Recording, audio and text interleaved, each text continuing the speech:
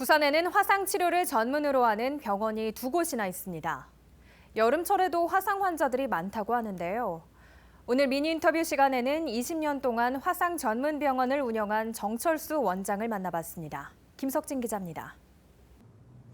네, 원장님 만나뵙게 돼서 반갑습니다. 예, 안녕하세요. 네, 이 병원이 지난 5월 30일 20주년을 맞았다고 들었습니다. 아무래도 감회가 남다르실 것 같습니다. 또 이날 또 복지관에 쌀을 기증하는 것 외에도 다양한 사회 공헌 활동을 하고 있다고 들었습니다.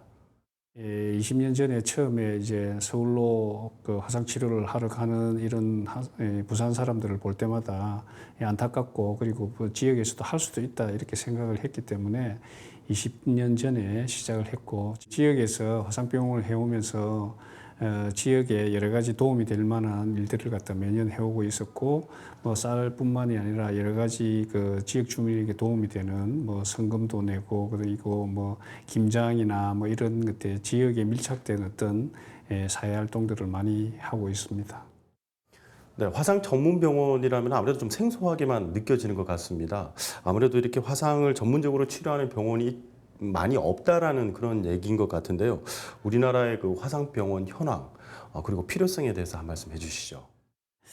예, 처음에 제가 화상병원을 할 때는 전국에 2개, 한강 이남에서는 최초의 병원이었습니다. 그런데 20년의 세월이 지나면서 주위에 이제 화상병원이 부산에도 한 군데 정도 더 생겼고 대구에 하나 생겼고 그러고 해도 사실은 화상 전문병원은 우리나라에서 한 5개 정도 밖에 없습니다. 화상 전문병원이라는 것은 화상 치료의 모든 것을 다 이게 할 수 있는 원스톱으로 할 수 있는 병원을 말하는 것인데 전문병원이라는 것은 물론 모든 외과 의사들이 화상을 볼 수는 있습니다. 그렇지만은 환자를 갖다가 그 생존을 시키고 그리고 사회 복귀를 시키는 어떤 과정에서 좀 더 전문성이 요하고 그리고 환자의 사망률을 줄여줄 수 있는 여러 가지 하드웨어뿐만이 아니라 그 치료에 들어가는 소프트웨어들도 충분히 전문적인 어떤 그 역량을 가진 그런 의사들이 꼭 필요하기 때문에 화상 전문병원이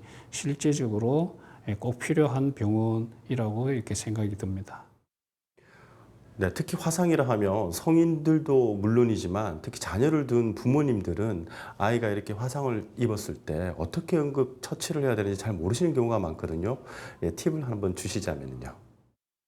이 화상 뭐 말씀하셨다시피 사실은 어른보다는 이 통증을 호소할 수 없는 어린애들 특히 이제 뭐 보통 화상 많이 입는 나이 연령대가 2, 3세 이하입니다. 당황하지 마시고 충분히 15분 정도만 찬물에 충분히 식혀주고 그리고 나서는 마른 수건이나 깨끗한 뭐 꺼즈나 마른 수건이나 이런 데 감고 체온이 안 떨어지게 해서 병원에 오시면 훨씬 좋은 결과가 예후가 좋습니다. 네, 우리 원장님께서는 대한손상예방협회 또 협회장으로 계시는 걸로 알고 있습니다. 이곳이 어떤 곳인지 좀 궁금합니다. 대한손상예방협회는 한 10년 정도 된 단체인데요. 민간단체입니다. 외상으로부터 어떤 손상을 받으면 돌이킬 수 없는 장애가 남기 때문에 그걸 갖다가 우리가 예방할 수 있는 방법이 없겠는가 이렇게. 그래서 외상 포함해서 심폐소생술이라든지 아니면 화상 같은 데서 방금 이야기 드린 대로 응급조치에 대한 교육이 충분히 우리 시민들이 되어가 있으면 그걸 얼마든지 후유증을 최소화시킬 수 있습니다. 외상이나 심폐소생술을 충분히 시민들한테 다가가서 교육도 시키고 그리고 그런 분위기를 확산시키는 그런 일을 하고 있는 단체입니다. 최근 코로나19가 다시 재확산하는 분위기에서 위기를 맞고 있습니다. 이 와중에 또 정부는 의료인들을 확충하겠다라는 정책을 발표해서 우리 의료인들이 또 총파업 등으로 이렇게 맞서고 있는데요. 같은 의료인으로서 이에 대한 입장과 또 이렇게 코로나19 사태를 겪고 있는 우리 국민들에게 하고 싶은 말씀이 있으시다면 당부의 말씀 부탁드리겠습니다.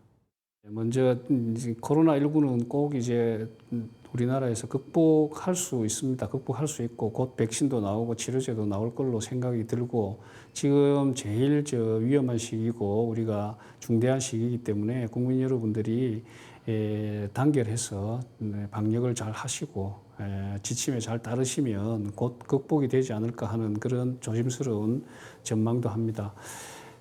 그리고 그 일을 사실은 하는 데서 의료인의 역할이 국민 여러분들이 보시다시피 엄청나게 중요한 역할을 했습니다. 국민의 건강을 지키기 위해서.